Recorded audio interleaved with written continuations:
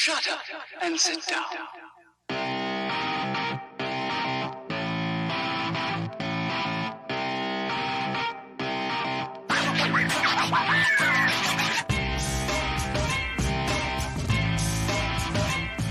Hello everyone, welcome to episode 2 of the Everyday People Show with myself, Brian Charrington.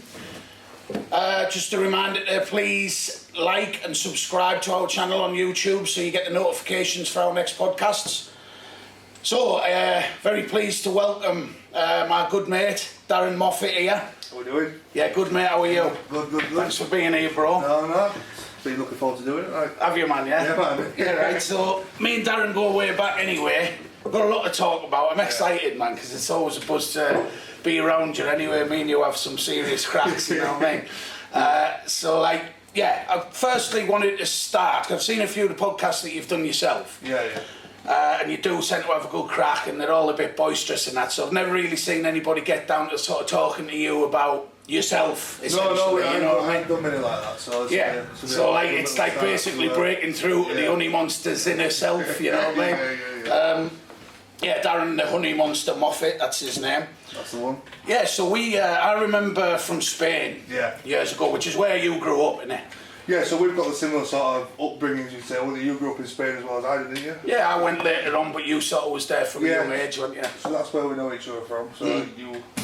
Well, I knew your dad, Harry. Yeah. And I met Harry first, but I always remember going into the gym. I used to train the gym, Juanco's gym. Yeah. This is in Calpe, and I always remember seeing you, always an heavy set kid, sort of thing. Yeah, I was there fucking... And you was there, I mean, and doing chores, everything, like, I'd see you doing bits of chores, having to sweep up and that, but... Mopping fucking bathrooms, fucking exactly, mate. weights. I think I had the keys for the gym when I was 12 years old. Did you? Yeah. Working hard and all that. Started from when I was 6 there, didn't I, so... Well, a lot of good fighters have come out of that gym as well, haven't they, really? All the popular ones around there ends where from, it's... there's a loads of them. So that's where you started fighting, or training anyway, in Calpe? I started training at a young age of 6, I think I started going there, Taekwondo, whenever I was doing classes now, getting bullied at school once or so.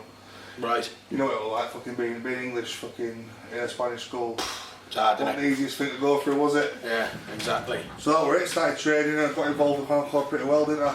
Become like a little bit of a thing for me, so... Did you start fighting over there as well? Did you have any pro bouts over there? I did a couple of Taekwondo when I was 8. So that's... What sort of disciplines were you actually fighting then, or studying? Taekwondo when I started from the age of 6 till the age of 12, and then I moved on to kickboxing from then onwards up until now. Because you know, I met your dad, and the funny thing was, it was way back years ago. You know where I think I actually it was through your mum. My mum used to clean for you. Yeah. She had a cleaning firm, didn't she? Yeah, so she was. And stuff. And he's how it was basically, how she sort of like, because you know, obviously she was our cleaner, but I remember getting arrested in the UK. So she must have like been on the bottles. I used to smoke the hash, right? And I had about like a few bricks in my coffee table, you know what I mean, as you do. And anyway, I've got nicked in England, so she's obvious, and it's all the newspapers and all that carry on. And anyway, when I've got back, I've gone, where's my fucking tack tin here? She's had it, bless her heart, you know what I mean? She thought she was doing the right thing. And so anyway, and that was after that, I met your dad, Harry Moffitt, like, and you know, absolute legend, God rest his soul, you know what I mean? And like a beautiful guy, got on so well with him. And he was obviously, I mean, you were his pride and joy, you know what I mean? And he really was the one there pushing you into all that. He never shut up talking about you. No. Later on, you know, when times were a bit hard, I was doing, what's the name's, car booty. You call it a rastro, don't you, over in Spain? Yeah. Basically a car booty, isn't it? You know.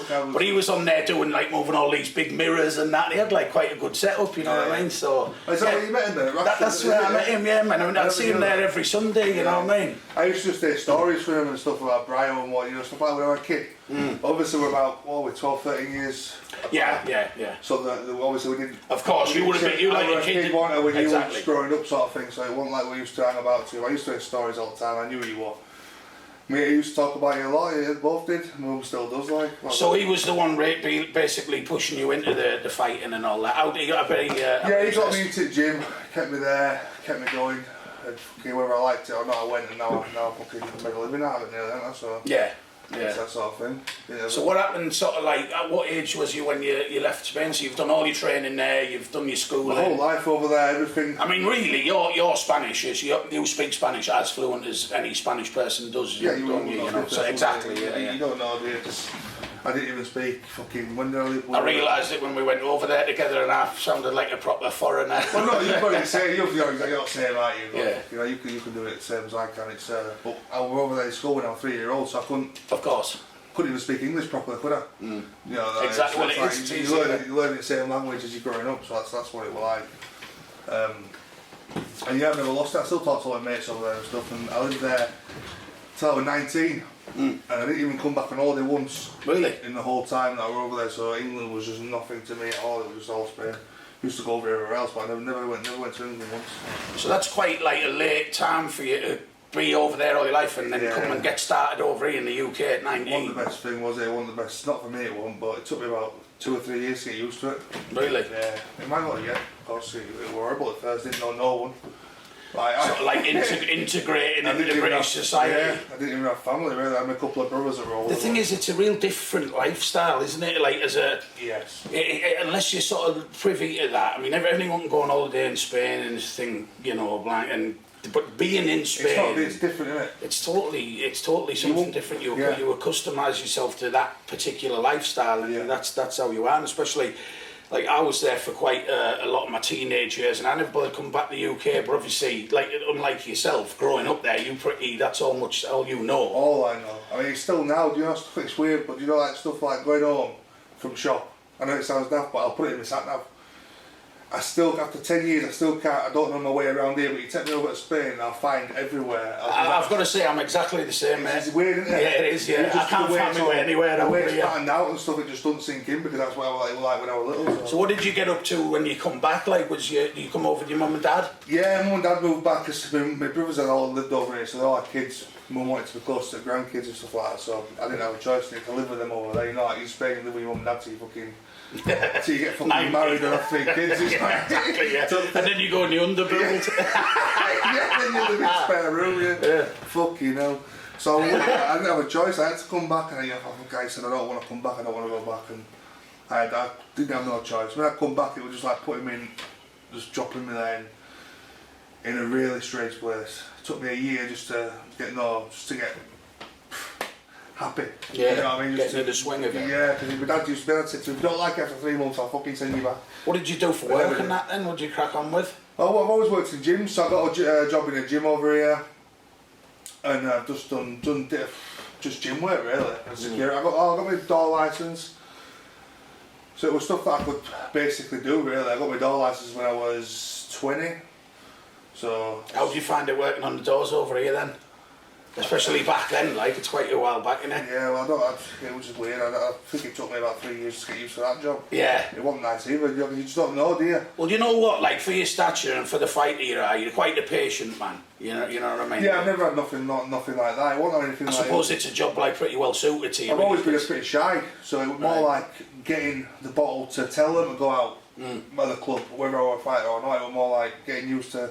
Well, you've got to have that diplomacy about you, haven't you? You've got to be able to confront people and stuff like that, so that was a learning curve in that aspect. But yeah, and I just started fighting again over here in training, and that's what I'm doing now, obviously with what you've seen and what I do. And so I did see a fight reel of yours, and I mean, it was absolutely amazing, mate, you know what I mean? You were booting people around the ring for fun, you know what I mean? How old was you when those fights were taking place? Recently, I mean, they're up to a couple of years ago then, I think. Because you've won belts as well, haven't you, in your career? I've won a couple of British titles in K1, a couple of boxing titles, just, local ones. I've had over 50 fights now, lost 3 of them. Really? Yeah. So where are you based at the moment? I'm based in Otley, I train in Otley, Leeds Otley. Yeah. I've got a coach called Pat Cowdell.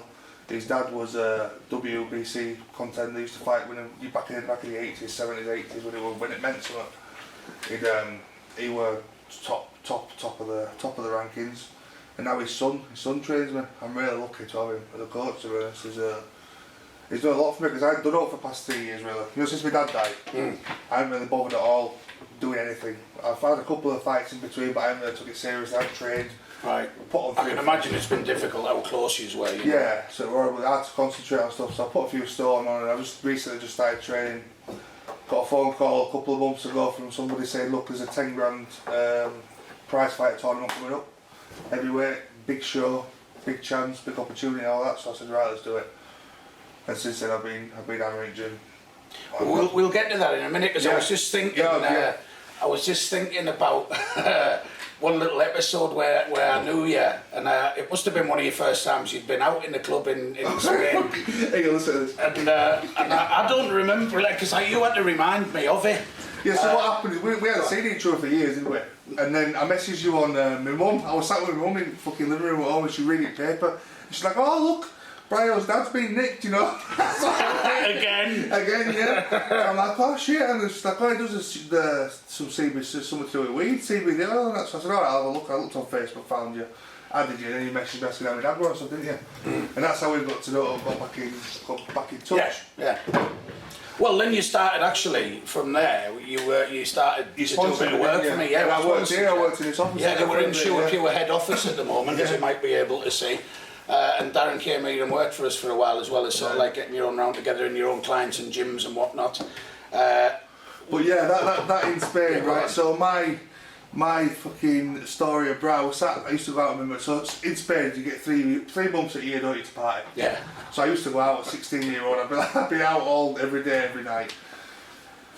So I've got half an ounce a sniff to sell, right? I just saved up it took me and my mate fucking months to get, we planned it all year. Like, yeah, honestly, planned it all year. When summer comes, fuck me. It's a big move. When summer comes, we'll start doing a bit of this and we'll see if we're going to make some money or something. Like, yeah, let's do it. So I've got this thing, first night out, right?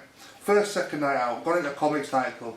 Obviously, I didn't know at the time, but you were the man, weren't you there? You were the bouncer there. Yeah. That had something to do with it all. Ranting. Run the whole thing. And that was one of the main nightclubs in Calpe. So I've gone in there, sat with my mate, and my mate's like, oh, I've got some sniff here.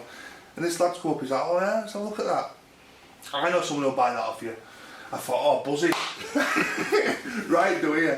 So he's took me inside, and if I fucking seen you, I thought, oh no. At first I thought, maybe he'll buy it. I thought maybe he'll buy it off, he might feel sorry for me or something. Just grabbed it and said, fuck off before I fucking tell your dad. It was bad. No way. I remember a mate just saying, what's he doing? Just have you got the money? Just come on. Just come on, let's go. Well, I think that would have been my sort of thought process behind it. It's not necessarily to tax you, no, but it wasn't. Thinking of your old man, you know what I mean? That's why you said if your dad would have found out about it. Well, it wouldn't happen now. The boot's on the other foot there. I know, he's treated me well since then. Well, it leads us on nicely saying about that. I wanted to talk about introducing you as well to Chet, because obviously having you here, we're going to devote a little bit of our time talking to Quaranteen Fight Club, which you established, which has just been unbelievably entertaining over this lockdown. You know what I mean? And I tell everyone to go have a look on Facebook and watch it, but the page being took down now, so. That's a shame. What a shame. I mean, you built it up to like 50,000 followers. It was absolutely just pure raw entertainment, wasn't it? Of lads, you know, real, just normal, everyday fighting lads going and having a row on a Saturday. Fair enough, flagrantly, you know, pissing in the face of any lockdown rules at all. But well, it was first of all when I introduced you to Chet. Yes. Chet Sandu, like big up, you know what I mean? He does Alpha CBD, doesn't he? Been mates with him for a while because he's worked with him for a good while. A good guy, man, Chet, isn't he? You know what I mean? Fucking is, speaking of CBD, that's probably like one of the only other ones I promote as well as my own brand, and then there's the other one. So you still work closely with him? Yeah, I'm still very close. I've been at cycles with him, and then if he goes anywhere, I go with him and show for the cunt about and that. make sure I don't get locked up and fucking stuff like that. Well, you know that there's always a very thin thread of him being free or locked up. Because he can twist like that. I thought I was bad. I mean, I've given you. You were essentially looking after me when we went to Spain, went to my villa over there. Sort of thing. And when you had that limo, I was driving about. And Took us to Glasgow, man. Fuck me, man. I'm having people following me in the toilets ready to serve me up, mate, and you're in there ready to grab me headlocks and all that. You did, yeah. The old Glaswegians ready to Crashing take my on wealth. my up and that. Oh, you what, mate? Sometimes though, Hey, yeah. do you know that journey up there, right? I have to wear glasses when I drive. Right, I didn't have them. I never told you. But I couldn't see fucking shit. Mate, that limo was so long as well for you to just It jump was behind the fucking- It was wheel. a nightmare to drive. Me and Phil, wasn't it, in the back? We were going to open up a shop in Glasgow, one of our own shops with another big up to Jamie Kerr as well. He's doing the Mindkite podcast with Robert IC. So yeah, you guys as well are absolutely smashing it. So we were going up there to see Jamie, who's opening a shop. Yeah, I mean, mental. By the time we got up there, well, we were supposed to be all sophisticated and eloquent and all that. By the time we got up there, I think I literally just fell out the back of the limo onto the tarmac.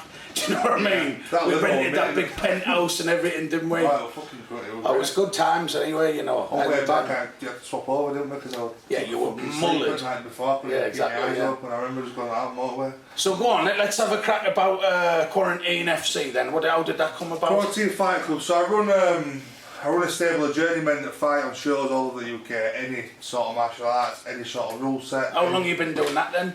About 4 years now. So you've got plenty of lads wrapped round you? Yeah, I've got about 50, 60 lads Wow. that fight on a regular on a list that I could just ring up and get them fight. And they fight every weekend fucking 10 times if they could. And they get paid their wage. I just supply them to shows. A show will ring me up, right, as we need so and so weight, so and so weight, so and so weight.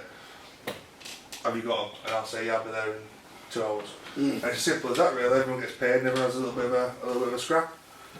But when lockdown started, I had like all these lads saying, what we're going to do. How long is this going to last? Yeah. What we're going to do. All looking at you. Yeah, all looking at me. So I thought, right, see what I can do. So I didn't really think much of it at all. I didn't think about the rules. I just said, right, would you two fight on the field?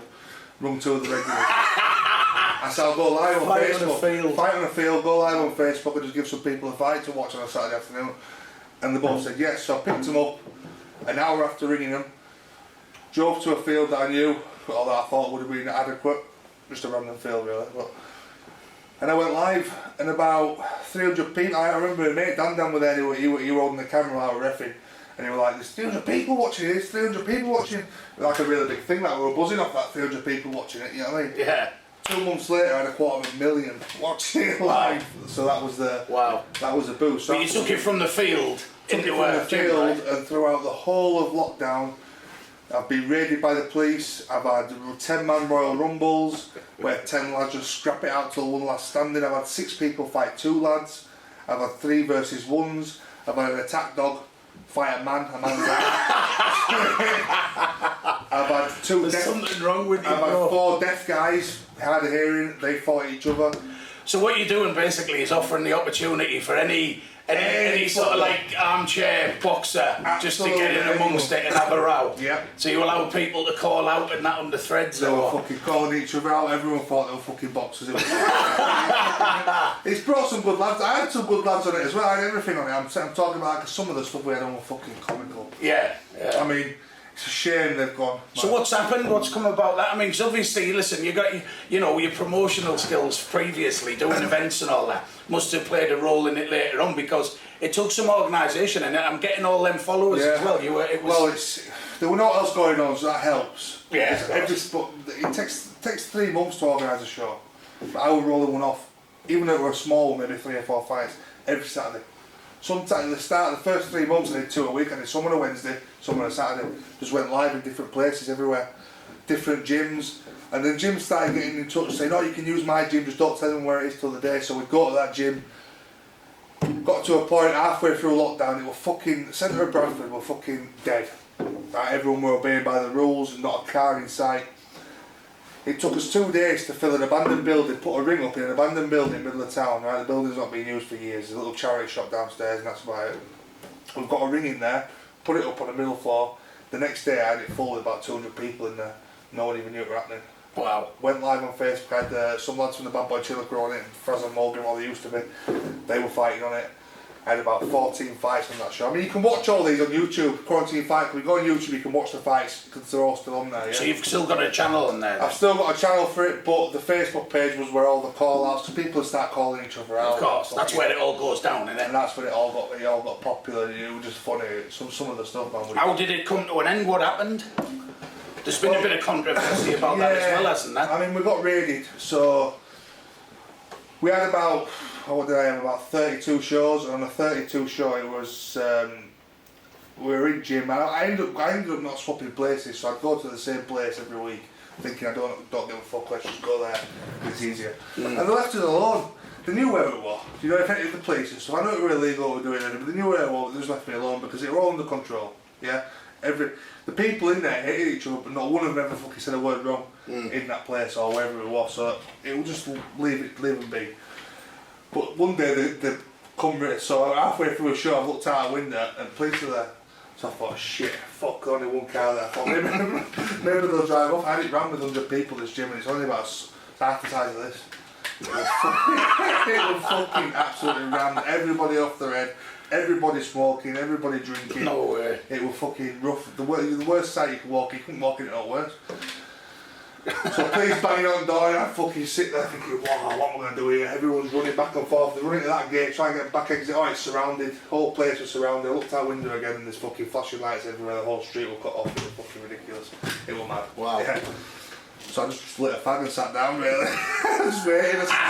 Just opened the door. Take it on the chin. Just opened the door and once everyone started, apparently a couple got pepper sprayed to charged out. A couple lads got arrested, but when the police came upstairs I went and spoke to them and they were absolutely sound with me. Can't thank them enough for that because they didn't arrest me, they didn't say I just went and look, I said I'm the organiser, it's me. It's got out of hand. Yeah.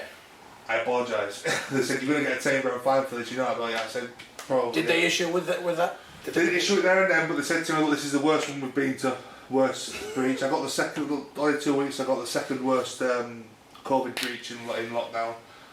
That hairdresser from up here, innit? That hairdresser that does it, I'm sure she's from up here, she beat me. Alright, really? She beat fined 40 grand or something. Good old Borough. Because she kept opening. So they said, you're going to get a £10 fine because this is the worst one we've seen. Blah, blah, blah. The papers caught news of it. BBC were in touch with me last week. A week I got on BBC. I actually listened to your interview, yeah. So that were, so to me, that raid brought me a lot of publicity. I wasn't bothered. £10 fine was going to be shit. I thought, fuck's sake, can't pay that, what am I going to do? You know what I mean? But how did it come about? Because that's like, there's been a lot of grief back and forth. Like, there's a one particular guy been named recently I found as out being the rat for. Yeah. Well, I didn't know it was. I didn't have a clue it was. Could have been anyone. Could have been the woman next door. Could have been one of the fighters. Everyone was blaming the lad called Taxman I had on there, but you can't blame anybody. A couple of weeks back. Recently, so if I'd have found out about this, like I said, if I found out about this a week or two after the raid, I'd have been fucking fuming. But I found out about it 6 months after. So the dust kind of settled. So to me, I'm like, well, I've got a lot off that raid. I'm glad it happened. You know, in a way, publicity-wise, people know about it more because of that. But I got, turns out, any man, one of the main lads, you've fucking seen him on there, haven't you? I have. I'm sorry, so he was supposed to fight the Taxman that night. Everyone blamed the Taxman saying he was scared of anyone, but it was the other way around. Taxman brought 75 people with him to that place to watch that fight. He brought 4 minibuses full of people, yeah? So why the fuck would he... Stands to reason he's not going to rat his own event. Well, they were all off the fucking head in there. He'd aggressed himself and all his mates and he got me in trouble. Nobody got in trouble in the end, but I'm just saying there was no reason for him to do that, yeah? Any man turns up on his own with his mate, yeah? It was all a bit weird. So what is it, water under the bridge now or what? Well, there's been a bit going on the last few weeks. So what happened is, I found out it was because he sent a message to his bird on the day of the raid saying, call them now. Yeah? She'd fallen out with him a couple of weeks later, screenshot the message, sent it to somebody, got into the wrong hands, me. Yeah? That's how I found out that it was him. So he told his missus to call the police. So they're both culprits, but she just did what he asked her. So it was water on the bridge. I messaged him, he begged me not to say out. I said I'm going to expose you. He begged me to just leave it now, and I thought, you know what it is, I'll just fucking leave it. Let's just carry on. Well, I don't mean water under the bridge as if you can be mates with a rapper. I'm basically saying... Not mates with him, but I mean, you've moved past it anyway. I just thought I'll leave it at that. Where does the land lie with QFC at the moment, and is it out? Or I mean, you're obviously focusing on your own career. Yeah, well, I've got too much going on at the minute, but I have got a backup page, but it's going to be hard to build that back up again. Well, very hard. I mean, circumstances for that were they were exceptional, weren't they? Really, you know what I mean. So you're not going to move into that again. We're out of lockdown, aren't we now? Really? Yeah. Coming to an end. So shows. Take us on to this what we hit on earlier on. So now you're going into this tournament, and because you're heavy in training now, and I've seen some of the videos you're doing real well, man. I've seen some of what you're doing, and you're really smashing it, aren't you? Yeah, you've got yourself into a decent headspace where you're really smashing it, aren't you? Yeah, well, that's what it needs to be. You can't, if life's not alright, you can't do what I'm doing at the minute, like training for a fight, for example. You need to be, or me personally, I need to be focused, especially if it's something big. So how's this come about then, Daz? So one of the mates was running me one day just saying, do you want to be in this tournament? I said, look, I haven't done it for 2 years, so why don't you start now? You've got 3 months. So I thought, yeah, let's do it, and I've just been blasting it ever since. So the tournament is Glenn McCrory v. Roy Jones Jr. Roy Jones Jr. The main event is Roy Jones Jr. versus Glenn McCrory, and there's a big up Glenn McCrory. Yes. And it's in Newcastle at the Eagles Arena, I think it is, or Eagles Summit. That's 26th of June. Right. So I'm training for that. I'll be there 1,000,000%, mate. Yeah, I honestly can't wait for that. So give us a bit of a breakdown of what the actual thing is, because it's not your standard one-on-one fight. No, it's an 8-man heavyweight tournament. Winner gets 10 grand. So you'll fight 3 times on a night to win. And it's a knockout tournament. It's going to be epic! You can't get better than that 8 fucking heavyweights. Mate! Picked out essentially the best of what there is around. Is anyone else standing in your way, that 10 grand or what? No. Are you having it? Is it a full call? Everybody watching this, there might be a few years that'll be on there watching. You're not getting past me at all. Not a chance. I mean, I took a fight in 2 weeks. I took it yesterday, 8th of May. I'm just getting this. Where's that, mate? That's in Huddersfield, but the pay-per-view link is £6.99 to watch. Okay. I'll tell you what, we'll get that shared as well, so look out for that. Yeah, look out for that one. You might see there's some other good fights on MMA fights, so you get to watch. Well, I heard a rumour that they're taking bets as well on you being on that tournament. The tournament will, because it's a big thing, like it's called Tough Tournament, Tough Promotions. Tyson Fury's involved in it. He's got a part in the commentary and stuff like that. So I don't know if I can tell you how much I'm looking forward to it, mate. I swear to God, I'm going to be lumping up on you as well, mate, and putting some serious money on you. I am serious to put in everything. Don't let me down, brother. No. How old am I now? 31 tomorrow, so I've 25 years I've been doing this, yeah? On and off, you'd say. Everything I've got now is going into this. That's it, mate. And I'm going to turn pro by December. Right. So what do you hope to achieve then, if we can, let's have a quick do you know what it is, right? the way I see it is, I've wasted a lot of time, yeah, I'm getting old, as you'd say, for that sport. Heavyweight's can go a bit longer. I wouldn't mind getting to the point where I could fight for a British title. It's a massive ask, is that. But I'm not going to be shy fighting, so chuck me in every week. Yeah, if I can do it and I keep winning, or I'll find out why. But the aim is, I know I'm not going to be world champion. You're going to focus on boxing or K1 or? Boxing now. Yeah. Boxing. I might have one more K1 before I turn pro, and then just boxing. Because you need to earn some dollar out of it as well. It's part of it. I mean, I've been doing it for years, and the K1, you look at it, get fucking 500-600 quid for a fight. Well, any sponsors want to get in touch and sponsor the Honey Monster? This is your man. Yeah. You know, Darren, mate, it's always a pleasure. Yeah, always a pleasure, mate. That's been brilliant. And yeah, I'll tell you what, let's do this again after this tournament. Yeah, well, and I'll be there. And nice one. Thank you, brother. It's been mint. Cheers, pal. God bless. And thank you all for tuning in. Yep. Like, subscribe, do what you got to do, and buy some CBD. You know what I mean? Shut up and sit down.